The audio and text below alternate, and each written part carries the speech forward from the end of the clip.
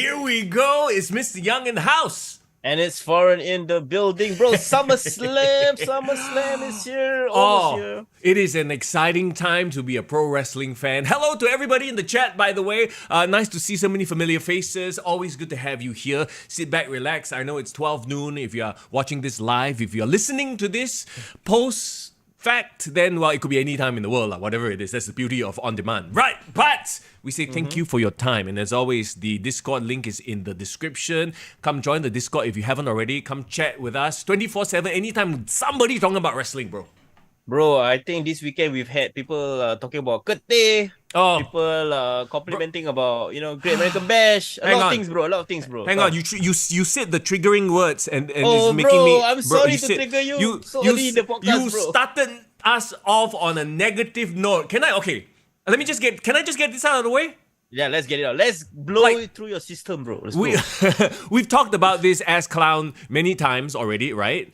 Irvin, what's up? McJohn Mouse, Div Royalty, it's good to see you all. We've talked about this Kurt Tay jabroni several times about how he wanted to be paid to come on the podcast. Even after I explained to him that we do this out of the love of pro wrestling, he wants to be out there and brand himself as a giant wrestling fan. Look, he's not a real wrestling fan. He just needs something to latch onto, and that's what he's latched onto. That's his whole identity, persona. The dude has the persona and the personality of wet paper towel. That's what he has. So what does he have to do? He go and copy this, copy that. He has no personality of his own. And then he goes and I don't know if you saw this, right? Recent news I heard from Reddit and some links here and there. Damn, he's on Reddit. Bro, okay. He was banned from Hair for Hope? How do you get banned from Hair for Hope? Hair for Hope is this local charity event run by the Children's Cancer Foundation, right? This really pissed me off. It's run by these wonderful people who shave their heads every year to show the world that it's okay to be bald, because these children who have cancer, right? That's going through chemotherapy. That's what happens to them. So, it's like a show of solidarity. See, everybody also shave their head bald, right? This Kurt Tay fella goes on TikTok and films a video about how he likes to join this every year because he has a fetish for women shaving their head. No, he literally said this on TikTok. Fuck, when? Like, legit? Recently. And then in light of that, the people over at Hair for Hope, they're like, okay, this is this is quite disturbing. Yeah, right? It is. So they banned him from this because, and not only that, right? Not only does he go to look, he goes to film, all right? That like, there's lines, like, usually I just tolerate his bullshit, right? But there's a line that, like, come on, man, what's wrong with you? Even if he's saying this for attention and maybe he doesn't really mean it, still. Like, he goes to a Hair for Hope event and films because apparently, in his own words, it is a fetish for him, seeing women get shaved. Like, what is wrong with this guy? Like, come on, man. Bro, maybe our fetish is beating him up, bro. Maybe he gets turned on. Let's beat him up, bro. That is not fetish. He is just I don't even, man. Bro, you triggered me right off the start, right off the bat, bro. It's okay. Bro. This is why you don't go on our Discord at all times. You must go at certain times and after all the stuff has been filtered out, Great American Bash can. If you are like me who puts it on notification on, middle of the night, I will see this kind of content. Oh my god, bro, like, it's like, when I found out about this, and like, I already had a very low bar when it comes to this fella, but it just went into like the center of the universe. It might come out the other end of the earth by the end of the year. So it's got to a point where it's not even a sense of like, I want to slap this fella or anything like that. No, it's just like, just ask him to go away. Ask him to just go away. Just be quiet. Live a normal, fruitful life. Be a positive contributor to society and stop being a creep. Bro, I think he just needs to listen to the Rock's tagline, bro. Yeah. Just tell the jabroni to shut your mouth, bro. Yeah. Just shut your mouth. And stop. This is me trying to gatekeep, but stop being a fan of wrestling because it makes us all look bad. Like, oh yeah, man. Damn. You know how to trigger me? Anytime I post anything about wrestling on my social, go to my comments and say, Kurt Tay, triggered. Bro, tag him. No, F that. I put up a TikTok one time. There's this cool filter that makes you look like a wrestler, right? So I did it with my title belt. And then somebody, very funny, hey, Kurt Tay. I'm like, you man, man. Do not even. Oh, bro, I cannot. You ever see me so angry or not? Bro, it's like Beetlejuice, bro. Don't say his name 2-3 times. He will appear one. Don't. Okay, so let's just take it a step further, bro. Don't just ban him from half a hook. Let's ban him from us ever mentioning him on Kick to the Gut ever again. Ban him from this. Yes, okay, let's do it. Ban him from everything. Yeah, just do not ever bring up like that. What's that? Voldemort, the name that shall not be mentioned. What I don't read Harry Potter. Yeah, he who shall not be named. Shall not be named, my bro. Whatever anyway, I hope everybody is having a good start to their day. The royalty say talk about Secret Invasion instead. Why? Another trigger for you. That was another disappointment. Bro. Oh dear God. Okay. Did you watch Secret Invasion, by the way? Actually, I watched it. I actually watched it from the start all the way until the end. Tell me what you felt. Okay, and before you give your comment, I think let me being the objective foreign that I am, bro. Objective foreign. Let's go. I'll tell you the things that I like about the show, bro. Show. I do like Rhodey being an asshole. I think it's quite hilarious. Yes. All his I think dialogue scenes with Samuel L. Jackson, yes. like incredibly, like I loved it, right? I love his relationship with the Skrull as his wife. I do not know whether you know about that in the comics. Is that a thing that really happened to Nick Fury? I do not believe it is thing. By the way, spoiler alert for anybody who hasn't watched the latest season of Secret Invasion. Can I just draw a parallel right now to pro wrestling? Yes, of course, everything can fit into pro wrestling, bro. It makes sense to pro wrestling fans. Like, undoubtedly, you have powerhouse actors in there. You have Rhodey, Don Cheadle, you have Samuel L. Jackson. Every time they share a scene together, it's intense. It's fantastic, right? Yes. But you have a shit script and a shit story that's not thrilling, even though this is supposed to be a spy thriller. And you know what this is? This is AEW. It's what it is. You have great workers who can put on good performances. But the build, the production, whatever is surrounding them is failing them.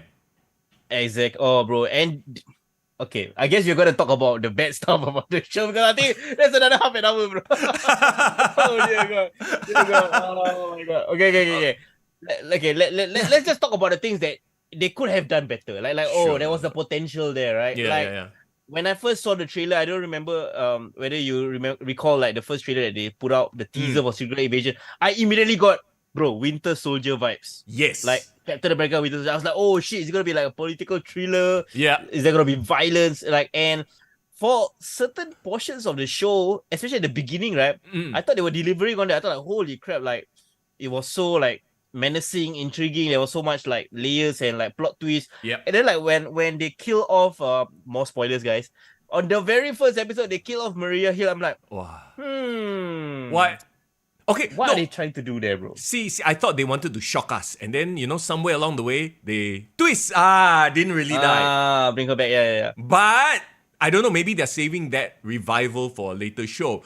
But yeah, I mean, especially like Kobe Summers, Smulders. Yeah.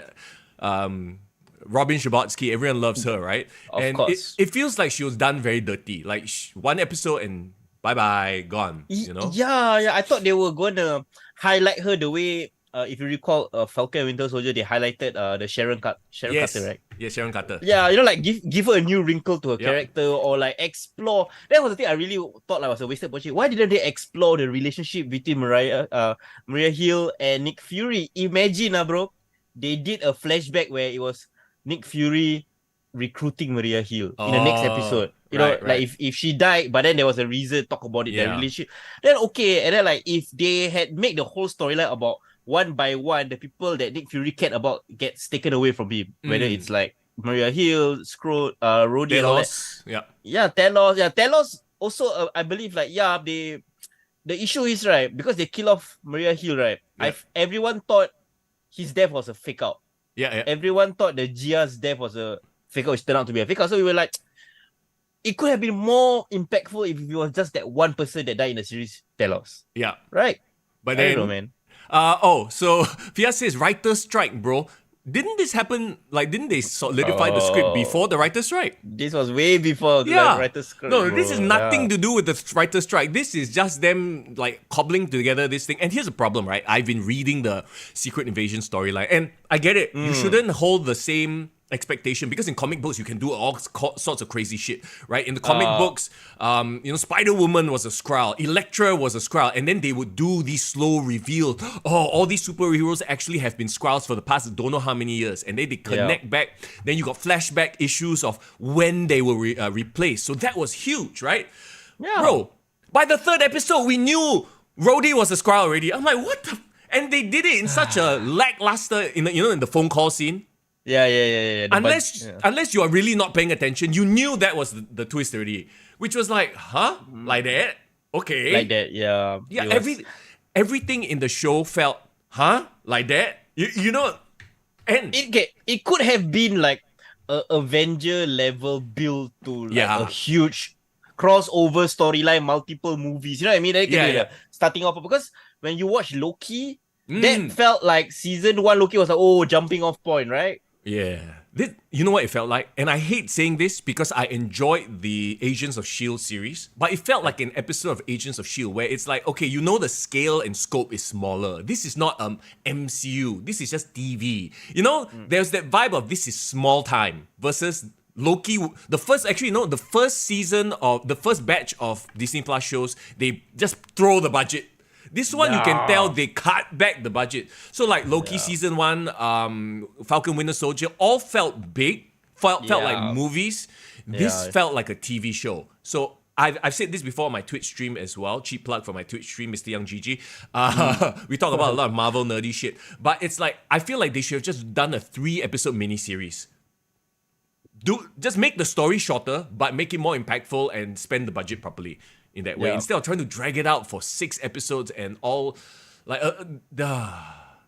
I didn't mind 6 episodes if each episode felt like a huge character study. Like if they spend an entire episode doing a flashback scene of Maria Hill and Nick Fury's history, worth it. Like that reminded me of like days from Lost or Prison Break, right? Like that would be worth it. Yeah. Okay, I think the series was filmed in the latter part of the pandemic, and that probably explains why a lot of the scenes, I don't know if you realize this, a lot of the scenes felt empty.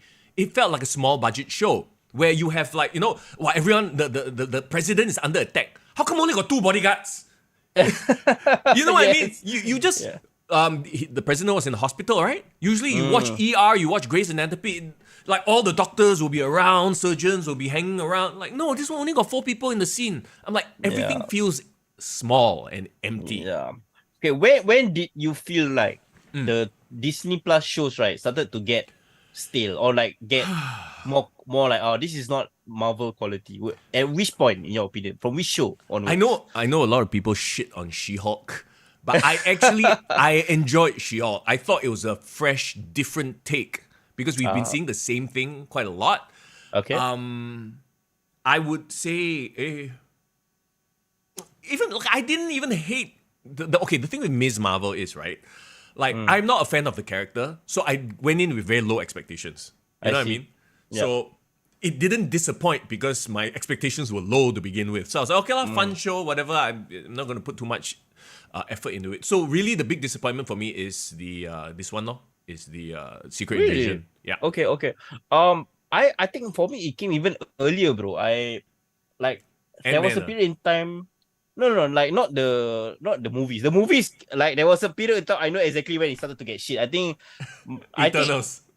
Eternals was like, what the fuck? And then like Eternals, they tried to be too deep. They tried to go too deep, and then most mainstream audiences like, huh? Don't understand. Eternals was like the first like, wow, really that was a miss by Marvel. And then I felt Multiverse of Madness promised so much, but then when you look back, right, you're like, man, no, that's not. And then they don't bro. Multiverse of Madness is my favorite. It stands because I love horror. I love the Sam Raimi style of horror. But I get it. If you are not into that style, if you're not an Evil Dead fan, I think it might not hit for you. So I understand the hesitation. Yeah, I didn't hate the style of treatment. I think everything about the treatment was well done. It's just more like I had hype because I watched the What If TV Oh, show, and they yeah, build up like the evil Doctor Strange and all that kind of yeah. stuff.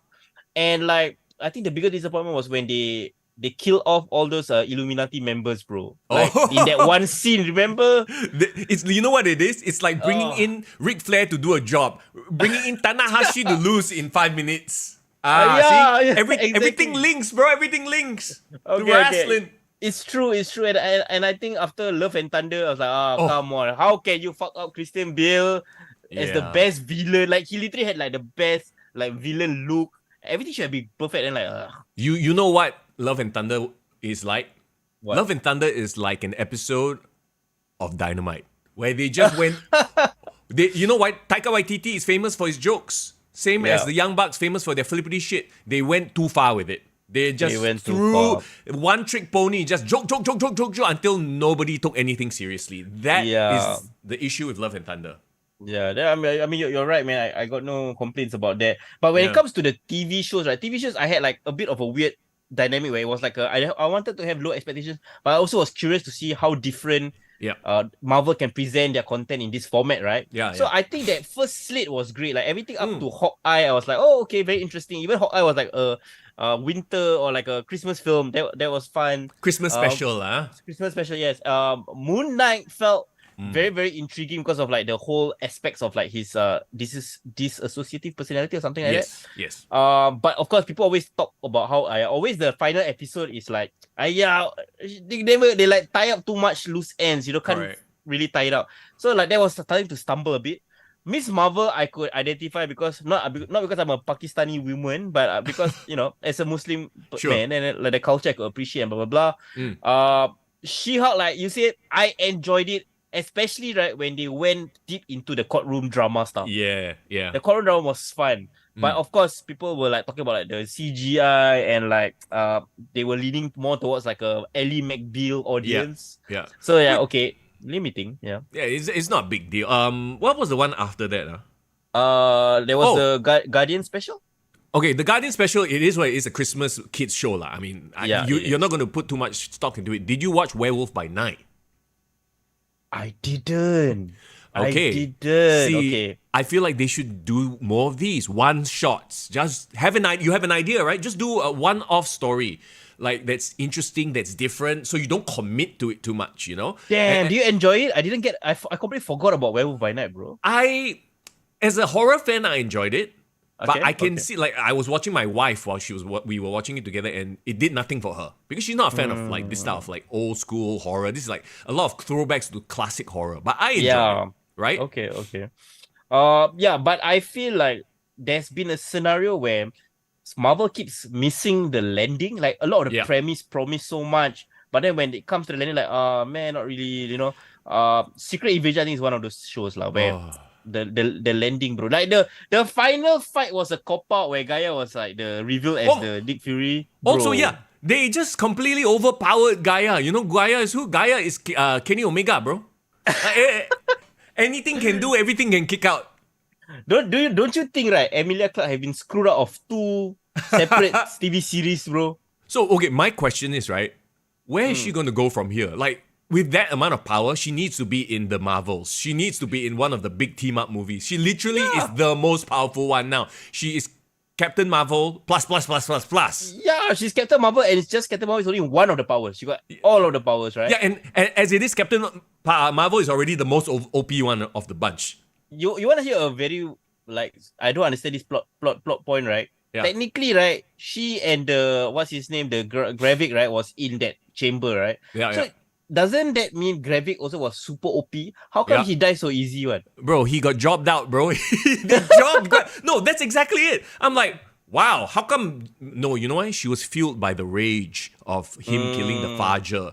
But like, I don't know if they played it out or they didn't play it out properly. But yeah, it felt like they really jobbed Gravik out after. Also, okay, this is a complete side, but like after watching Barbie, I'm like, Oh, I can't take Gravik seriously because he was in Barbie. And Oh yeah, he damn kental, you know. yeah, He it's was that the funny. Is that? basketball And then- king, now when I watched the last episode, I'm like, bro, that's Ken. That's one of the different Kens. Let's just say his acting range, okay lah. Give it to him quite good, lah. quite good. He can do all that. But Irvin says, I like Hawkeye, but need to make an Echo TV show, meh? Oh my god. So did you hear about the Echo TV show? Yes, I heard about it. Instead of releasing it like episode by episode, they're just going to release the whole thing one shot. So that might not bode well. Does that mean they are like cutting their losses? Yeah, I don't know. Oh, actually, okay. So the explanation is they are releasing it during Thanksgiving weekend. So they want people to watch it over the long weekend. Okay. Fair enough. I also feel like they know that this is not going to be a big like, wow, everyone wants to watch, episodically, right? So let's just do it the binge style. I've been putting a bow on our Marvel interlude. So I think this is one thing we're gonna do going forward, Mr. Young. Before we dive into the wrestling stuff, let's talk pop culture for like the first part of the podcast. Yeah, right? Kick to the box office. Let's go. Yeah, man. Okay, so I feel hang on. Did you just go Jamaican on me? Yeah, man. Yes, I did, man. Yeah, man. Let's go, man. Boom, boom, boom. No. That one is the Gun Club. Now the Gun Club got the entrance. Boom, boom, boom, bro. No, remember Kofi used to go the boom, boom. You forgot. I memorized the song, bro. SOS, I hear the hunger. Some more, sing. SOS, I hear the hunger. Okay, don't let me try to do my. Okay, that's the point. No, it's not the point. The point is, as much as Secret Invasion was disappointing, I feel like the next two Marvel pieces of content I'm definitely looking forward to. First of all, Loki season 2 trailer drop. Did you see, bro? Yes, it looks it looks very, very promising. I hope they didn't pull back the budget on this. Yeah, they can't. They can't for Loki. Loki has never let us down so far, so I feel like they will come through in that. And you know what? I'm actually looking forward to Marvels, bro. Same. I am looking forward to the Marvels because I feel like I know people have their issues with Brie Larson, but I'm a fan of Brie Larson, bro. You know why? What, the tight t-shirt? Stop it, no, bro. No, bro. Bro, I am a man of culture, but not that kind of culture. No, because over the weekend, right, I randomly on Disney Plus, I was like, I'm sick of Marvel, so I'm gonna watch something random on Disney Plus that I can enjoy myself. Okay. I ended up on the National Geographic section of the streaming app. I'm like, I've never checked out any of the shows here. I'm just gonna click a random show. You know what I ended up watching, bro? What? Running Wild with Bear Grylls featuring Brie Larson, bro. She was in an episode of Bear Grylls. Yes. So she was in the wild doing like camping shit. Yeah, bro. I tell you, that changed my opinion completely on Brie. She was the most likable. She has the best dry sense of humor. Oh. And there was this one part where Bear Grylls make her like freaking traverse on a rope, right? Yeah. Across a river filled with crocodile. Ooh. And then you know what's the best part? She's so light, right? But then when she got on the rope because of her back, she sunk into the water, bro. Walao eh. So she was like, I think I'm not gonna make it for like Marvel 2, Captain Marvel 2. So they were doing the Captain Marvel press conference. So they were like, I think I'm not gonna make it for Captain Marvel 2. So yeah. Oh my god. Yeah, you know, like she was able to joke and make jokes in the life-threatening situations. I'm like, that's kind of my girl, you know, I like her a lot. She OP lah. Okay, it's very obvious what they're trying to do with her and like the whole story where now she's connected to Photon and Kamala Khan, right? So she can't go off and be the solo OP already. She has to work as a team. So that will definitely soften her edges and make her I just hope, because there are a lot of funny scenes in the trailer, I hope they, once again, they don't go the route of Love and Thunder where they overdo it. If they just keep it to that standard, yes, we got the ha-has, but we got the badass action scene. And at the end of the day, doesn't it feel like Secret Invasion was like a big 6-episode teaser for the Marvels? Yeah, it was. If it leads to that, then okay. If the Skrull thing completely forgotten, it's a completely new, plot line, then I think it's a waste. Because I think, like, wasn't Secret Invasion like a huge comic crossover event? Yes. And like, shouldn't it be translated on the biggest screen possible? Well, okay, so Secret Invasion ends up with Norman Osborn being the hero. That's how Norman Osborn, aka Green Goblin, he sets up the Dark Avengers, right?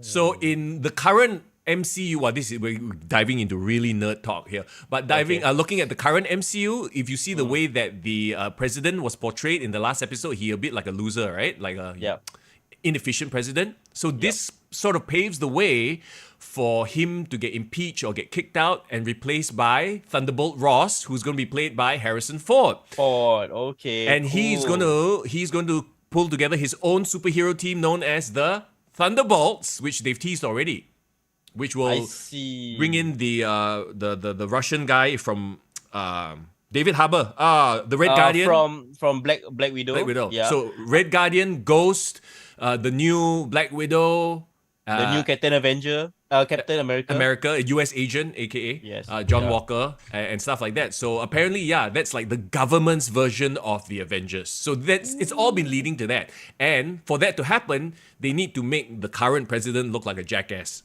Okay, and all this is like kind of part of the Secret Invasion storyline, epic storyline. That's where I potentially see it going, because in the comics, like I said, it's slightly different, right? In the comics, the Secret Invasion storyline ended with Norman Osborn killing off the head Skrull, and then he gains the public's trust, and then he forms the Dark Avengers. I see.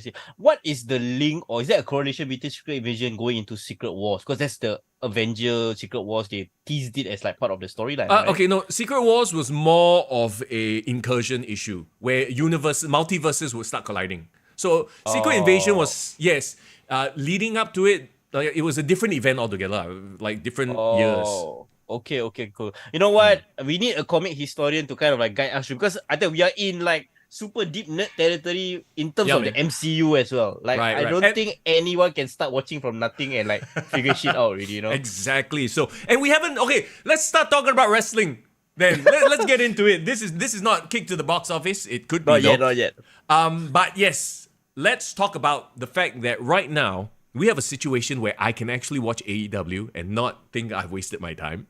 Let's talk about how Collision was fantastic. And okay, a lot of it probably has to do with the fact that Great American Bash was happening at the same time. So who's is like, am I in the correct podcast?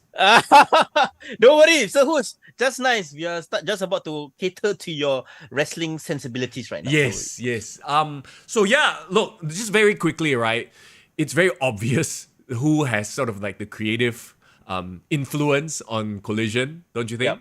Yeah. What do you think of the fact that Collision has a overall like a smaller viewership than Dynamite, but it seems to be holding steady or even increasing throughout the show? What's your thoughts on that? That's fine. That's great. It just means that they are putting together a proper good show, and in the long run, you can only build from there. Whereas on Dynamite, it's like up and down, mostly down. They get the bleed on from the previous hour, and then they start going downwards. Right? It's a tumbalik trend. So I think it says a lot about what kind of show they're putting on, and hopefully Tony Khan sees this and understands, like, oh, okay. Like, okay, to be fair, like on Collision, they do have some flippy shit, but it's some flippy shit sandwiched in with the good shit, with the, you know what I mean? So it's a normal wrestling show offering everything. Yeah, it's a proper variety wrestling show. Yeah, and everyone knows that I'm a huge CM Punk fan. Yeah. Everyone knows that, I always will go to bat for that guy, even though, yes, he is problematic. We all accept that, right? Yeah. But I see a lot of similarities, if you realize, bro, because I wrote an article, cheap plug, Sports Leader. Let's go. I said 4 signs that CM Punk is mimicking Hulk Hogan's run in WCW. What? Okay. Deep dive, bro. Deep dive. You all want to find out more, you go check out or sign up to our Patreon, bro, where I can share you more articles. But don't you feel like, bro, like he's eventually gonna turn heel, right? But I feel like he is taking the longer route. He's not like shocking fans, okay, I'm gonna turn heel and do Hulk Hogan, but he's doing Hulk Hogan from 1993 and 1994, where the crowd was starting to turn on Hulk Hogan before he goes to WCW. You know what I mean? That Yokozuna era. Yeah. And that is also like further accentuated by the fact that he pulled out the real world title belt on Collision and spray painted it with an X, bro. I tell you, that was a great storyline development. I was like, oh yeah, shit, finally starting to get real. They're gonna address this issue finally. So they did it. Yeah, I liked it a lot. It was very NWO style, but in the CM Punk vibe. Also, it's fine. I think a lot of people pointed out he literally X'd out the E, which stands for elite. I love it when fans go crazy and like, oh, you disrespect the elite, overthink. blah, blah, blah. But doesn't it also look like the NXT title with a big ass X in the middle? It does. So it's kind of like almost a shot at NXT also that were doing their pay-per-view on that day, right? So Yeah, I love that sorry. promo. I love that now you have quote unquote an illegitimate title. Even on the graphic it says for the real world title. It's called the real world title. I'm like, okay, two I like separate it. belts, yeah. And they have kind of acknowledged that they want to kind of create like a title belt that is exclusive to Collision. They are really going down the Raw vs SmackDown brand split in a way. No, this feels more of a brand split than, and I wonder if this was the whole, maybe this was the biggest work of them all, right? Okay, I don't think it is, but it does. Okay, in this case, it actually works for them in that it does feel like a brand split. Like there's true animosity between the two brands. Did you see his t-shirt as well? He said like, I'm a Collision guy at the back. Yes. So I think he's like kind of championing this. Like, okay, if you're going to go on Collision, we're going to be completely different. Yep. And he's very smart. He's not making it just about himself, because right after that, he got interrupted by Ricky Starks, right? Yes. Ricky Starks is such a star in the making. My God. He is. And I love, okay, of course, you know about his comparison with The Rock and all that. Yeah. But I just love how he is so fearless in just going on the mic with CM Punk. Right? Yeah. He just went up to his face, talk about how he deserves it, how he won the Owen Hart Foundation. So I believe, right, bro? Yeah. If every single young wrestler in AEW got the kind of booking that Ricky Starks has been getting the last 3 weeks in Collision, I think everyone will be over right now. I think Jungle Boy will be over right now. Okay, no, stop it. Jungle Boy will never be over. His promos are just dog shit. He is like, but you see, bro, CM Punk wants Darby Allin on Collision. He wants to feature Ricky Starks on Collision. You see the people that we all know like got potential, will listen to people are all getting featured on this show. Yeah. So, yeah, I mean, so no, it's a fun time, right? And who's supposed to be babyface? I guess it's really that they're towing that line of like, Punk is going to turn heel, Starks is kind of in between, but because Starks is still kind of heelish. But see, we can't have him go completely face because that makes him lose his edge, right? Yeah, I agree. And the thing about this so-called match, right? They're straight away booking it for this weekend Collision. Yeah. And isn't this weekend's Collision kind of going head to head with SummerSlam? Oh yeah. Right. Yes. It's not exactly on the same day because I believe SummerSlam this time around is on a Sunday. But I feel like it's almost as if AEW is like pulling their trigger early on a Ricky Starks and CM Punk feud. Instead of waiting to All In, I think they're gonna clear it now so that they can kind of like move on to what we really all want to see, which is MJF, CM Punk, right? The real title unification.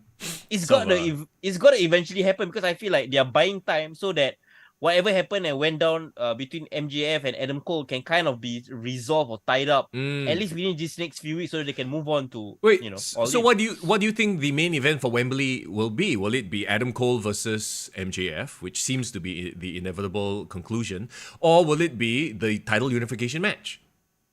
So, I actually wrote an article on this, Mister Young. So it's another cheap plug for Sports. Let's go. Yeah. 5 potential opponents for CM Punk and All In to challenge for his real world title. Right. I gave 2 scenarios with regards to CM Punk and MJF. And I think both, if either happens, I'll be really, really happy. And I think it makes a lot of sense logically, right?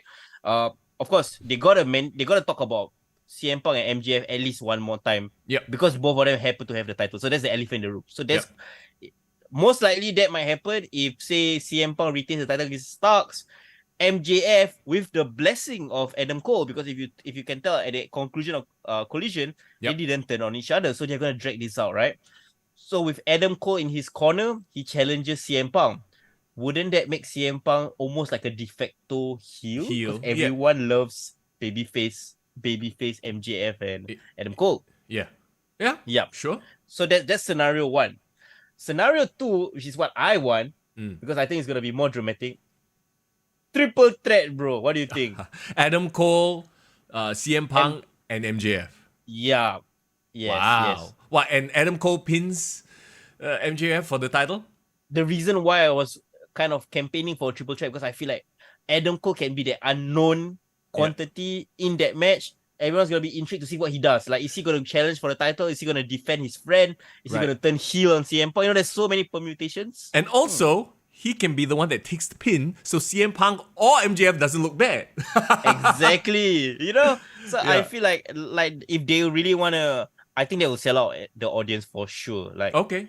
Hey, Muhammad Gaddafi says, I got tickets, but no Hey. matches have been announced. Bro, you're going to Wembley, bro, legit bro. You can be our roving reporter live from Wembley.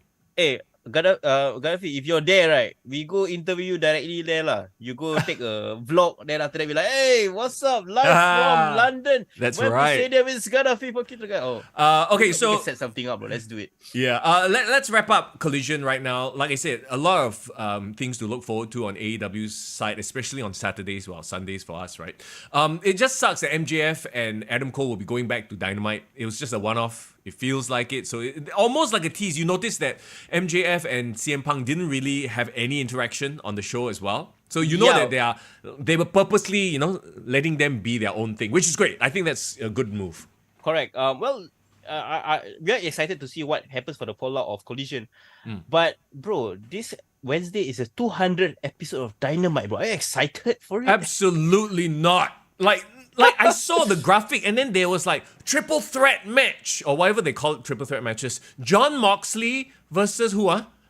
Trent versus somebody else. Like what is that? Why is that a match on their 200th episode? Somebody exhibition match, bro. Exhibition. Shouldn't your 200th episode be like bangers? Bro, Not like, isn't it funny that they decided to book this tag team title match, FTR versus Better Than You Baby, on Collision instead of their 200 episode? No. I think CM Punk refuses to show up on Dynamite. Okay, here we go. Anything goes, bro. Anything goes. Triple threat. Moxley versus Trent versus Penta, Celomero guy. Like, why? I know. See, no, this is legit a match that they're promoting on the Instagram. I'm like, I saw this. I saw the graphic. I was like, why is that a match on their 200th episode? Who gives a shit? Okay, I know why. It's a stupid reason because last week their main event was a triple threat tag team match between the best friends, what do you call it? Lucha Bros. Yeah. And the BCC. So that was actually the main event. It came out of nowhere, no link. I don't understand also. Again. And I think this is like a follow-up from that match. Yeah, again, it's Tony Khan catering to his friends because nobody cares about the best friends. They are a lower mid-card group at best. Versus Lucha Bros, Death Triangle, whatever you want to call them. Look, they've been featured highly, but let's face it, they are mid-card at best. And we all know John Moxley has been nonsense recently. Just very quick preview, okay? Tony Storm, Hikaru Shida.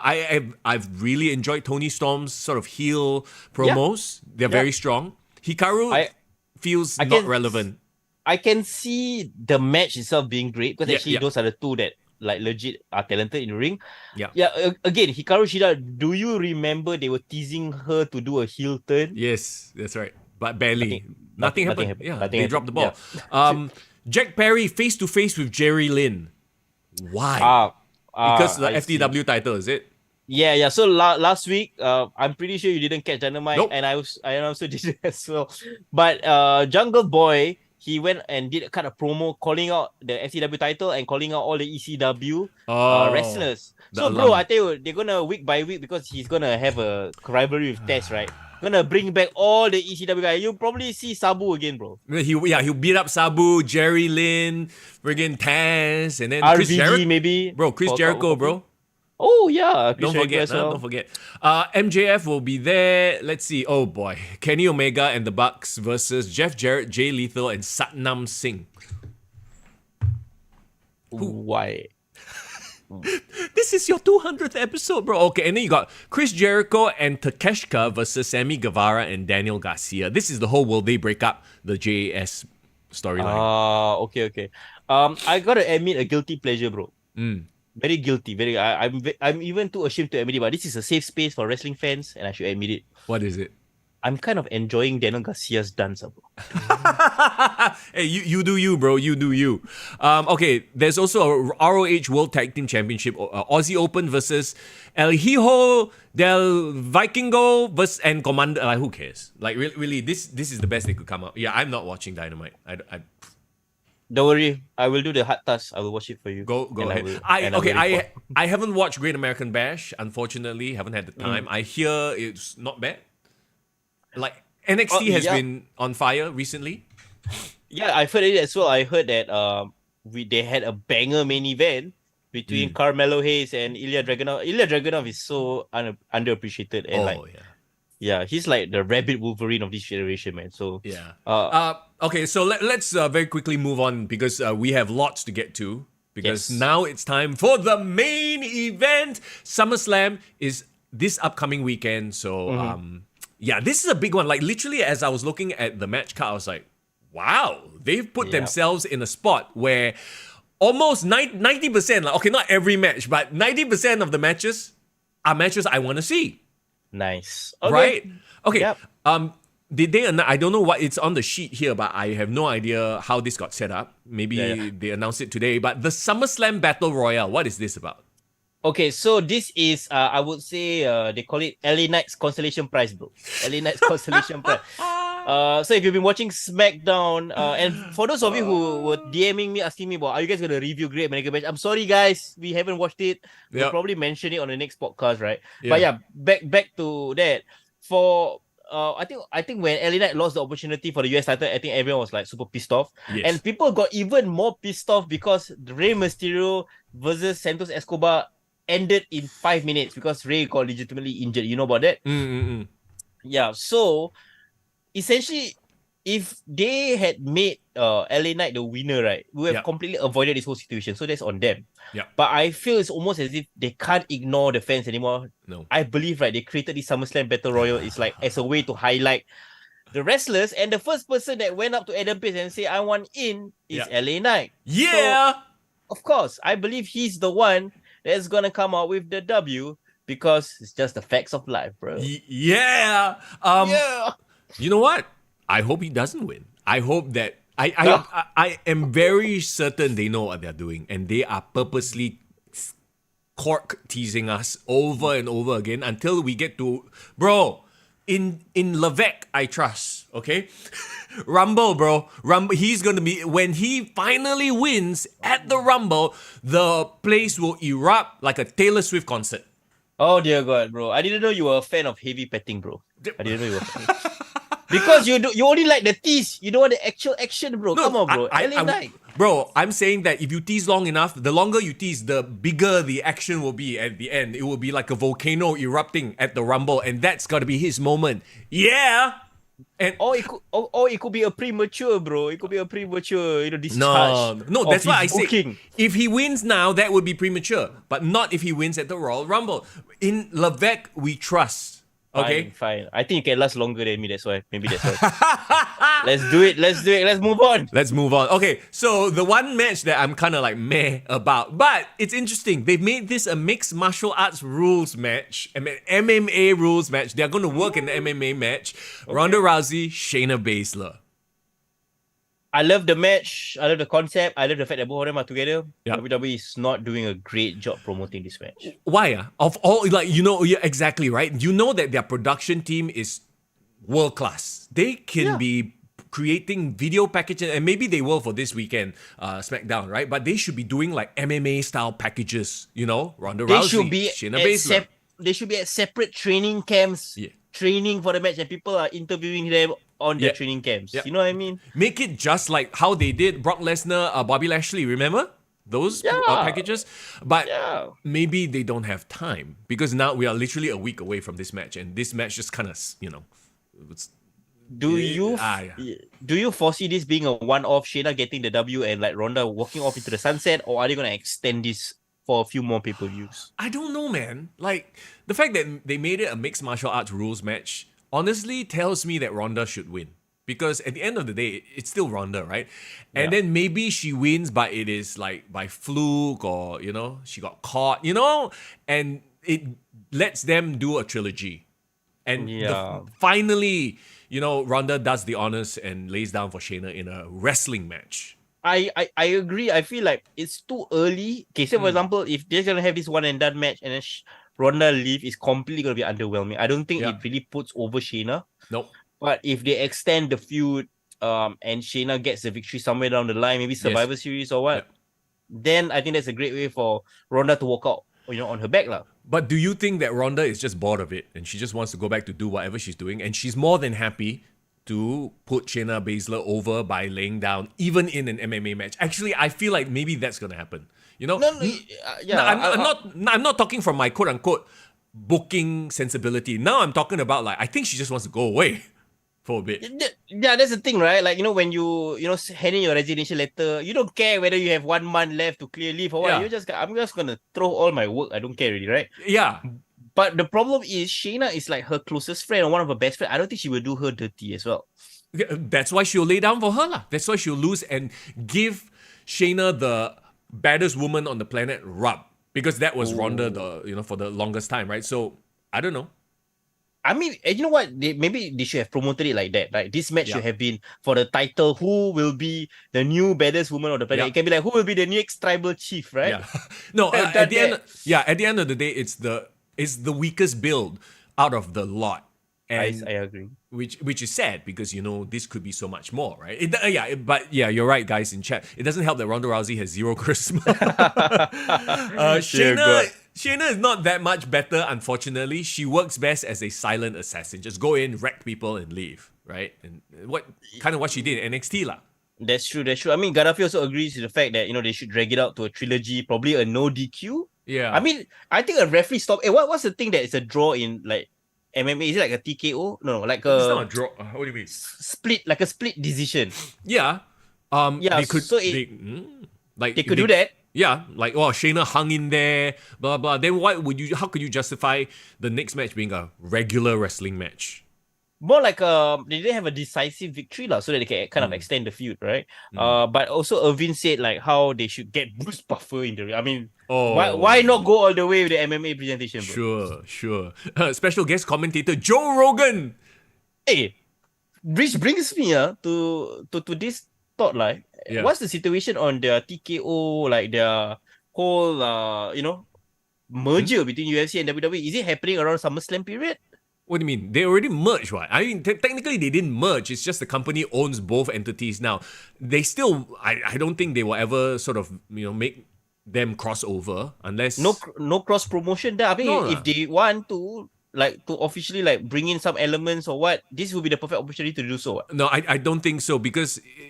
If they do that, it lowers the legitimacy of the UFC.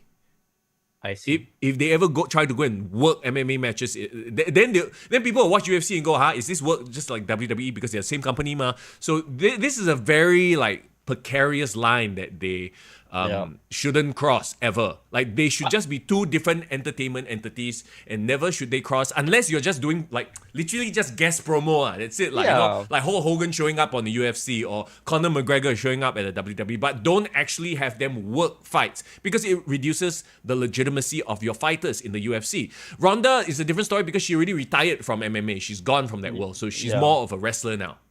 I completely agree, and I'm not saying that they should work a shoot or maybe even a work match and then pretend it to be an MMA fight. What I'm saying is since they're already technically under the same umbrella, why can't they use the UFC elements or UFC footage to promote the match, or even have elements of having a UFC commentator or a Bruce Buffer in that sense. So kind of lending credence to this match being a MMA rules match. Bro, you can't have Joe Rogan calling this because he is very he's very opinionated and he is very observant. He'll be like, that choke doesn't look real at all. He'll be like, why you armbar then you go bend this way? Why never bend the other way? Because, this is quote unquote, this is a work. We all know this. But anyway, let's move on from that match, shall we? Yep. To a match that I think is going to be a banger, even though Sheamus is not in it. But we're talking about Gunther versus Drew McIntyre for the Intercontinental Championship. I mean, bro, Gunther and Drew is just... this is the meat segment of the night, bro. I love me some meat slapping, and this is going to be the meat I'm slapping my own meat right now. That sounds so wrong. Somebody please clip that image and video. Look, there's not much to talk about. On paper, this match writes itself. Two badass, hard-hitting guys just beating the shit out of each other. Gunther retains. Yeah, indeed. He needs to get that honky tonk man record, right? Shouldn't he? Yeah. Right. But where does it leave Drew? I believe it leads Drew to a heel turn. a long overdue heel turn, bro. Okay. Don't you think? Mm. Hear me out. Drew McIntyre turns heel after this Seth Rollins' next challenger. Ooh, I like where your head is at. Yes. Let's go. Because I feel like for the longest time, yes, Drew was that great baby face, helped Mm. us through the pandemic, blah blah blah. And now Seth Rollins has taken that role, right? Yep. I feel it doesn't make sense to keep Drew as a number 2 babyface, Yeah. right? Yeah. So and like you got Gunther on Raw. Gunther is gonna be holding the title for a little while more in the IC, realm. Why not elevate Drew McIntyre? And I feel like after Finn Balor and Seth Rollins is done, there's gonna be a new challenger, like a new spot there that opens up. I like the way you think. I know this has been hanging over the champions, but they have, teased that the Money in the Bank can be used for the IC title as well as the World Championship. So does it make any sense for Priest to show up here? I love it. They got the Priest element as well, huh? I don't know, man. I feel like Priest might just want that world title and might.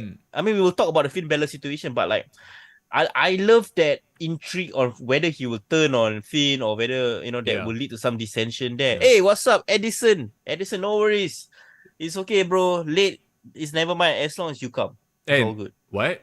Wait, what? You can always go back and listen to the podcast on Spotify or rewind later. But yeah, no, that's a good point. And here's the thing though, like they kind of made it a thing to constantly bring up the fact that the Money in the Bank winner could use it for a secondary quote unquote secondary title, right? So I don't know. Maybe it's a red herring. Maybe it's to throw us off.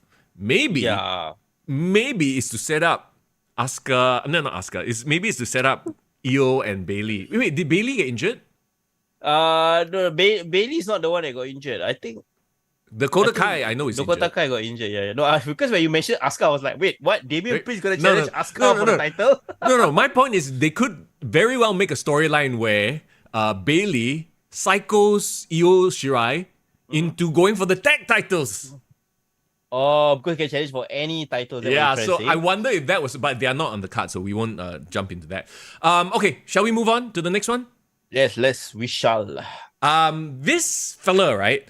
Who'd have thought that suddenly in 2023 he would be part of a high-profile social media relevant match, right? Like, I mean, obviously they loved Ricochet. Back in NXT he was highlighted all the time, and then now here he is with Logan Paul in a singles match. I mean, what? You know who I thank? Who? I thank Logan Paul. Yeah, of course. Yeah. This is definitely Logan Paul's his call. Yep. It's probably his personal request. Like, hey, I want to work with that guy because he's as talented and as athletic as me. I want to prove that I'm as athletic as him. Yeah. If it was just normal WWE booking, it was just Vince McMahon, this won't even happen. This will be like Logan Paul versus Seth Rollins again.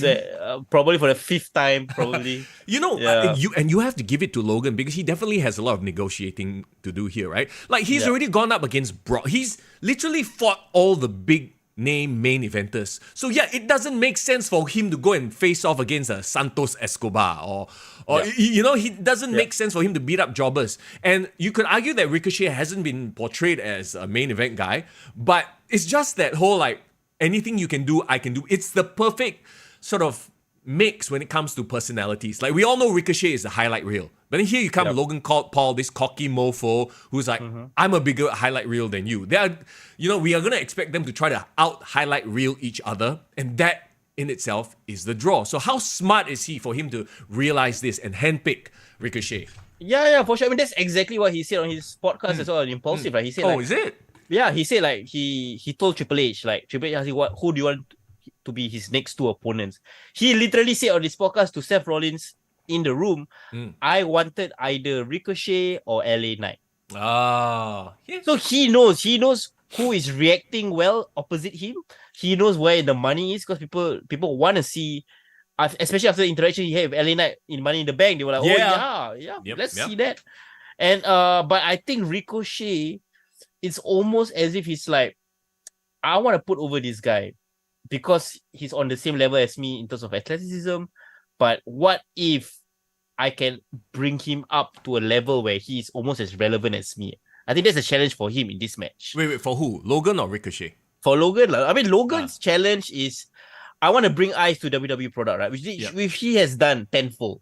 Yeah. But now it's almost as if he's on this other level where I want to use my celebrity stardom and now my apparently awesome wrestling skills to put over some of the more deserving talents in WWE that hasn't been highlighted well. Right, and the guy being Ricochet. Okay, I don't know if he's that altruistic, to be honest. He's a businessman, and he knows that, like I said, they've already done all the big marquee matches. So what's next? Quote unquote circus an attraction match. Let's call it that, an attraction match, right? Create a viral moment. Yes. Create a viral moment. So I'm super looking forward to this. I hope they don't injure themselves doing whatever crazy shit that they're going. Remember that Spanish fly off the top rope onto the table? That was like, inches away from a terrible moment. Yeah. But I hope that they put on a hell of an exhibition of athleticism. Yeah, bro. I mean, bro, I completely forgot. I know we are talking about SummerSlam, but I feel like I should at least mention this one thing that happened on Collision, which we completely gloss over, bro. What? So, bro, the banger ladder match between Buddy Matthews and Andrade. We're talking about like high flying stuff and like done right? Bro. I just wanna say, bro, like there's people who do ladder matches and it all feels hokey. Yeah. And there's people who actually do a ladder match and it feels like, holy shit, the most violent thing I've ever seen. Imagine that, bro. Imagine these two talents that had been languishing on Dynamite for the longest time. Just shoved into the background of just rubbish matches and spot fests. Yeah. Bro, somebody put on the comment section, right? I laugh my ass off, bro. Yeah. Chris Jericho wishes his Judas elbow looked as freaking violent as Andrade's elbow. You know his kick fake into the elbow? Yeah. Holy shit. Yeah, those two, I could watch them go at it. Anyway, let's come back to SummerSlam. I know. Yeah. I just wanted to mention it in comparison to what I believe if Logan Paul and Ricochet wants to outdo them, that is the standard I think they should go for. If they can do anything to the level of what Buddy and Andrade did, or more. I don't think they can, because I'll tell you why. Buddy and Andrade are way snugger wrestlers. Their strikes look very snug. I don't think Ricochet and Logan Paul will go that snug. They are more like athleticism style where they will jump and do fancy flips. Yeah, I agree with you. I agree. Yeah. Maybe what we saw with Buddy and Andrade was more like Triple H and The Rock for the ladder match, right? Yeah. But what we want to see with Logan and Ricochet is essentially like two luchadors, but done right.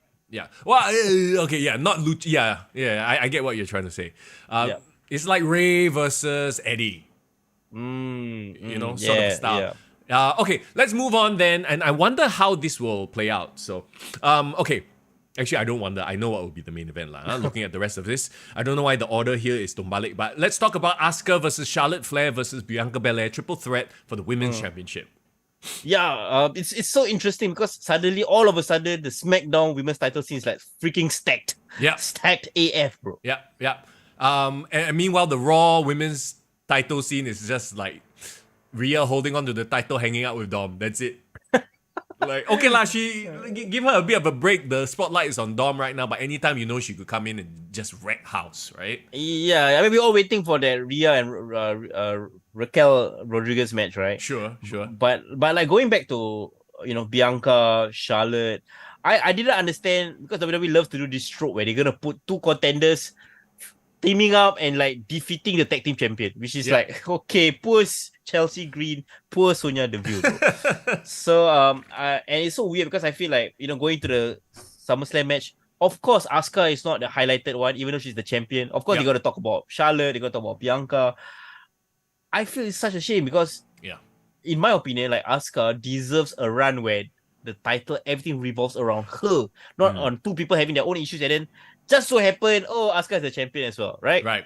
Yeah, and it's weird, right? Like, isn't the case of this being like Charlotte and Bianca are both the faces? And technically, the storyline is revolving around them. Charlotte stepping in front of the line, even though Bianca deserves the title shot. And Asuka is like the de facto heel, which makes it a little bit like Blair, Yeah. You know what? If they really want to follow the flow of the storyline, they should have a number one contenders match between Bianca and Charlotte at SummerSlam, and then they can challenge after that.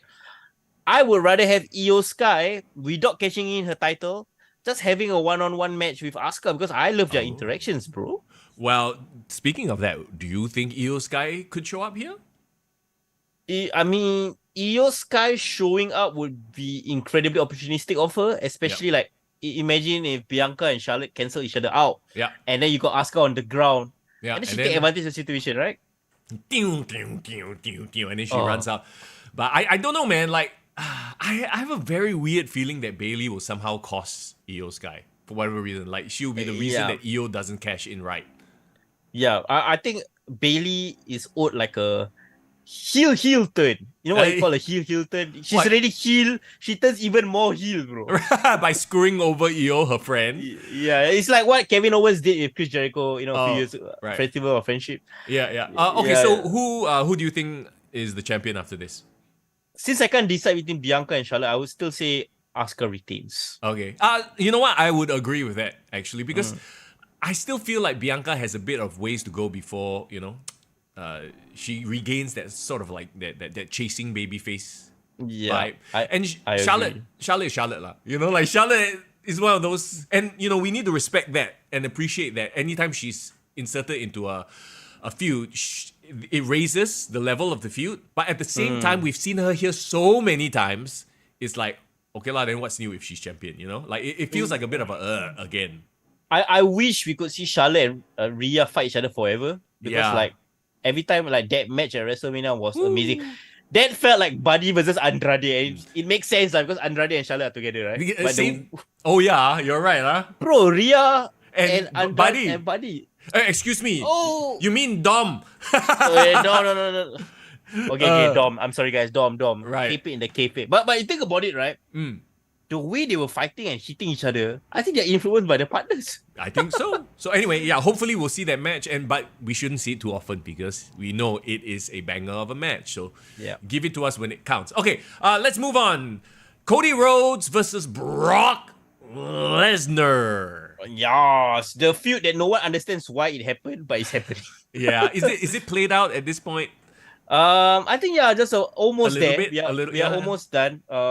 I don't know whether Cody like needing a decisive victory will lead to him going back for the title, because I feel like after he gets over Brock, and let's all be honest here, like he needs to beat Brock, right? Because this whole feud will be a waste of time, right? Yep. But after that, right, it doesn't make sense for him to go for the world title straight away, because it's like we gotta finish the story at a big pay-per-view, which is WrestleMania. Yep. So my question is, after this match, where does Cody go? Side quest lah, bro. More side quests? Yeah, more side quests. Have him have interaction. It's possible, bro. It's possible. Okay, this is my ideal prediction, right? We get to the Rumble. Your final four will include Cody and LA Knight. And everyone assumes it's going to be Cody, he's going to finish the story. But no, it is LA Knight. Yeah, it's time. What? So he wins. And then Cody... Yeah, LA Knight. I've said this so many times. LA Knight wins the Rumble, leading to the giant release and eruption. And then Cody goes to Elimination Chamber. Okay. So are you telling me that LA Knight challenges like Seth Rollins for the title? Yeah. A different title? Okay, a different title, yeah. And Irvin brings up a very good point. You talked about Drew McIntyre turning heel, right? Drew versus Cody. A match we haven't seen. Fresh. And a match that... if you are a British independent fan, they've actually had this match on the Independence Day, and it was a banger. Okay, well, there you go. It was a banger. I mean, that's a great idea, bro. And because let's face it, Seth Rollins is still going to be busy because he has the Judgment Day, even though we all know that he's going to beat Finn. And I suppose we can talk about that as well. Anything else you want to add to Cody versus Brock? No, Rishi was saying like, you got 6 to 8 months of side quests. All the best. Can, bro, can. So, okay. Wait. Last quick question. This match, right? Is it a singles match? Is there any stipulation involved? No. So far, it's just singles match. Cody versus Brock. Remember the way Cody won was like a little reversal thing, right? In the first one. So, how do we have Cody win without taking away Brock's dominance? The air of the beast, lah. So my surprise is that they didn't announce any stipulation, and I don't know. I haven't watched Raw this morning, so whether there has been any development there, but I assume it's still gonna be a singles match. Yeah, because I feel like a singles match kind of maybe gives him an opportunity to have a definitive victory over Brock. Yep, but how do you, like you said, keep his aura, right? How do you pull it off? Or is Brock at that point where he can just lose and then disappear for half a year and be fine, be okay? Because it's Brock, right? It's like Cena coming back, losing, and then he can come back and he's still Cena. So, yeah, I think maybe that's what it is, right? Because isn't that what Drew McIntyre did to beat Brock for the world title? Yeah, but we forget that he actually already lost, right? So yeah, I think, because Brock is always gonna be unbeatable or you can't kill him lah. It's his momentum, right? And as long as you don't make it a thing where he shows up every single week and then he's losing left, right, and center, like Chris Jericho losing to Action Andretti, like it has to, you know what I mean? It has to mean something, right? So have Brock lose to Cody, but it's gonna be a freaking banger, hard hitting, like back and forth. I don't mind the skin even of his teeth. I don't mind even if it's like a bloodbath between the two. I mean, this scenario, it makes sense. You want a bloodbaff, John Moxley, this is the right time to do it, really beat him 3 Cody Carter, do the crossroads, whatever you need to do to put him down for that 3 seconds. Why not? There you go. Let's move on from there. We're talking about the other championship, the World Heavyweight Championship now. Seth Rollins versus Finn Balor. And, I mean, we all love Finn, but no lah, I don't think so. I mean, I want him to win, but poor guy, bro. 6 years he's been waiting. He's been jealous of what Seth are you talking Rollins. About? He got the title for one day. Bro, one day, bro, I've had flings longer than one day, bro. Come on, this is terrible, bro. Poor Finn Balor has not been over this 1 day title reign. I think he deserves. Give him at least a month title reign, like at least 2 days lah. Like remember the Miz a few years ago? He got like a charity case win, like he held a title for 2 days. Well, that's because he had the Money in the Bank. So okay, let's say it plays out that Finn wins. He has to cheat because he's a dastardly heel, right? And maybe Damian Priest helps him win. Maybe Finn Balor becomes champion. And then Finn looks at Priest. Priest looks at Finn, like. Are you gonna do something about it? So do we have a few weeks of story there if that is how it plays out? And then Seth, in the next few weeks he'll be chochoing like, hey, he's gonna come and cash in on you, and that's the demise of the Judgment Day. I feel, hear me out, bro. This is how I want to lay it out because I think it leads to what you're trying to say here, right? Imagine, this match was like, it's like really in the precipice, very well balanced. And then Damian Priest comes out and Damian Priest is like, okay, you know what? I'm ready. I'm gonna betray my guy, right? Yeah. And then, he hasn't cashed in yet. He's just standing to the apron. Maybe the referee's down. He got the briefcase up. Yeah. And then now you got slowly Seth Rollins, Finn Balor coming up to their feet. And then the crowd is like, oh, who's he gonna turn on? Who's gonna hit? Okay, imagine, bro, if they can pull this off, this is cinema, bro. This is raw cinema. Let's go. The audience looks, what's gonna happen? You got Finn Balor right in the middle of the ring. Yeah. You got Seth Rollins on the other side just standing up. Yeah. And then you got at the far corner is Damian Priest.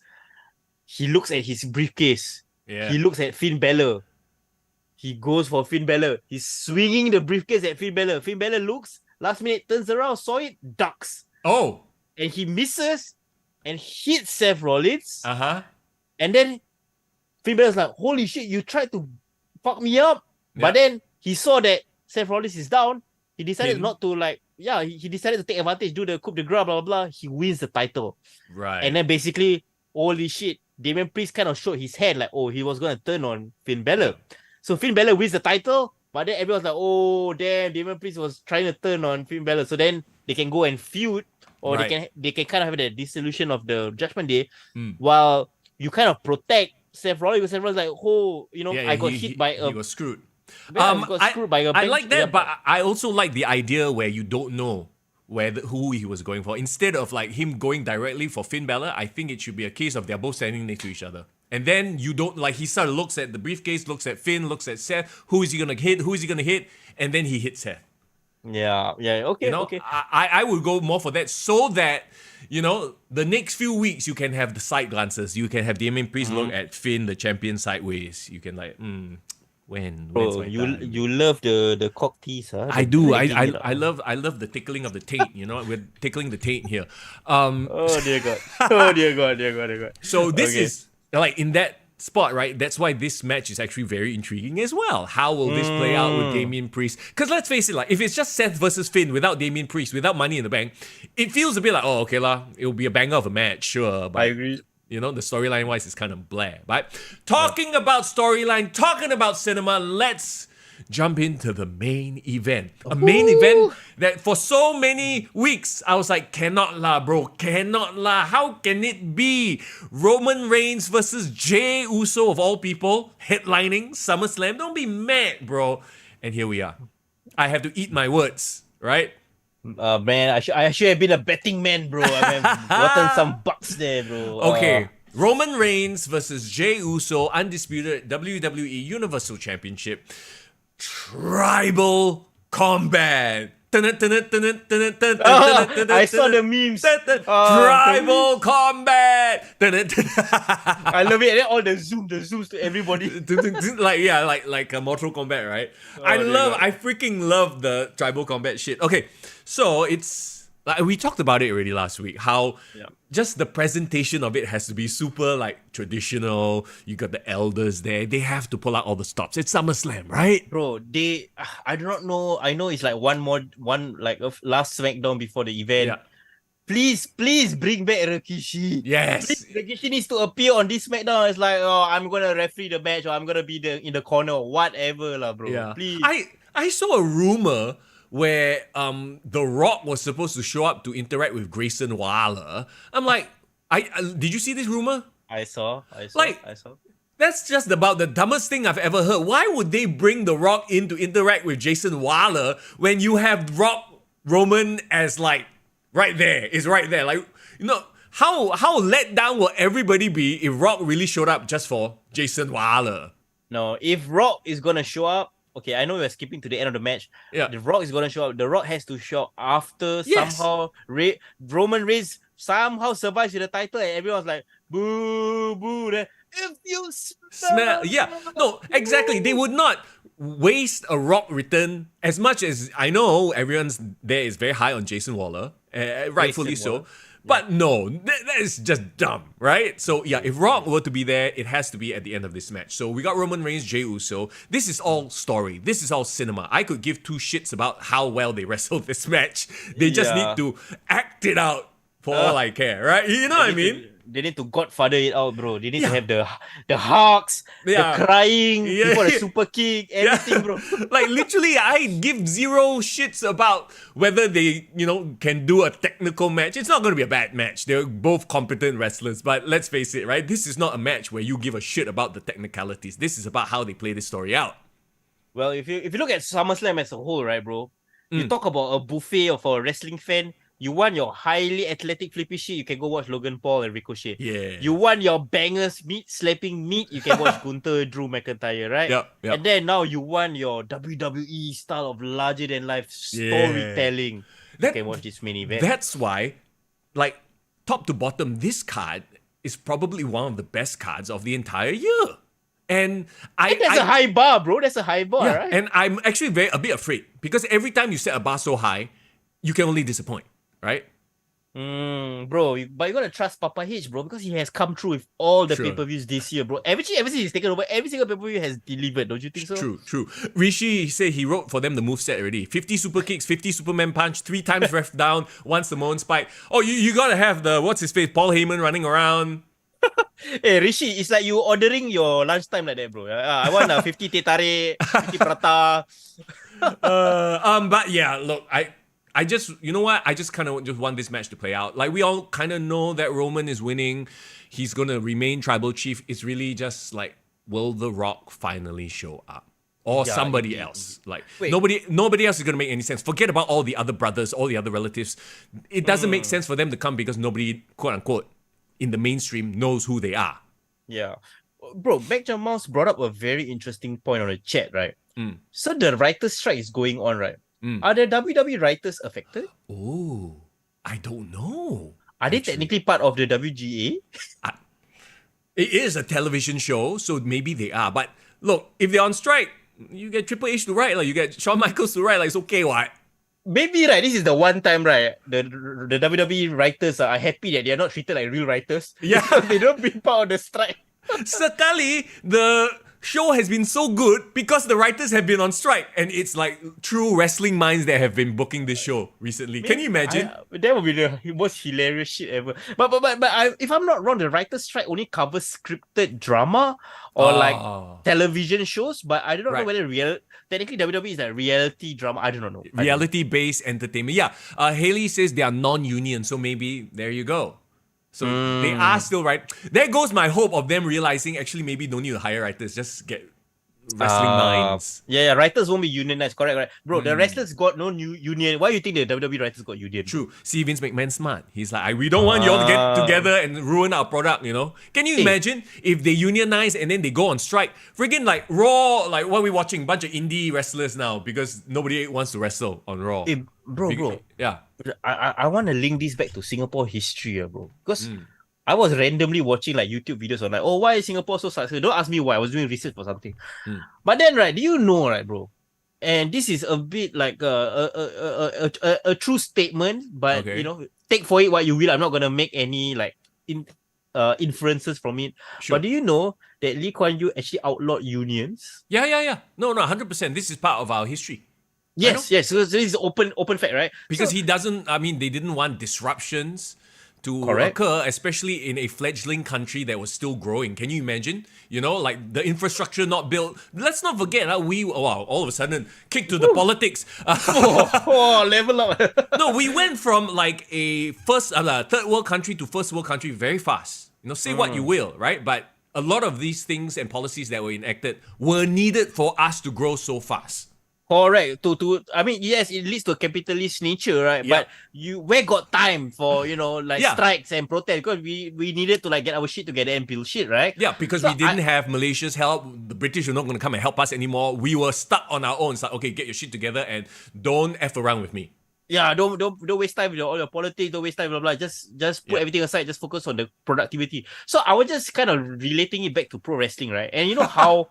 You know how in WWE, like all the Americans were like, Vince McMahon doesn't want a union. Union will like stop, the productivity of the wrestlers, blah blah blah.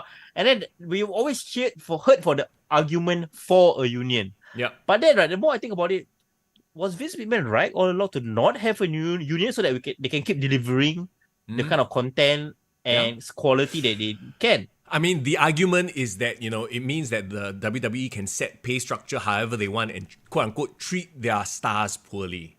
Yeah. Oh my God, bro. Go read what Sahu said. Oh my God. I remember the union now. Des Ken Shamrock. Who else was in the union? Oh dear God. They're part of the corporate ministry, is it? Like, is it part of the subsection or something? I forgot, yeah. But oh my God, what a random reference. Blast from the past, bro. Yeah. Elvin says LKO is a union guy last time and then he heel turn. True that as well. Look, dear God. I think, bro, it's time we level up. I think the lifestyle podcast that we've been talking about all this time, maybe it's time for kick to the face. No, bro, we are like Joe Rogan, bro. We're gonna talk 3 hours for every single subject, right? And then just somebody go clip it for us. Okay. We are putting out an open casting for interns to clip our show.